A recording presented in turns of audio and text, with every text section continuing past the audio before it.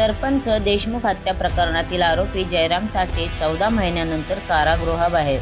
बीड प्रतिनिधी. संपूर्ण जिल्ह्यात खळबळ उडवून देणाऱ्या सरपंच देशमुख हत्या प्रकरणातील मुख्य आरोपी जयराम साठे हा तब्बल 14 महिन्यानंतर कारागृहाबाहेर आला आहे.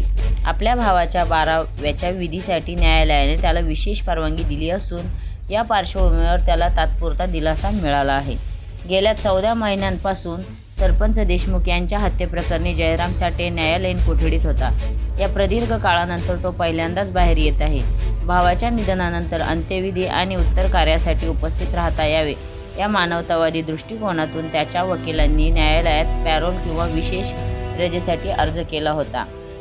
न्यायालयाने दोन्ही बाजूंचा युक्तिवाद ऐकून घेतल्यानंतर केवळ भावाच्या 12व्याच्या विधीसाठी ठराविक कालावधीकरिता ही परवानगी मंजूर केली आहे. या काळात पोलिसांचे कडेकोट संरक्षण किंवा न्यायालयाच्या अटींचे पालन करणे बंधनकारक असणार आहे. 14 महिन्यानंतर साठे बाहेर येत असल्याने स्थानिक परिसरात पोलिसांकडून खबरदारी घेतली जात आहे.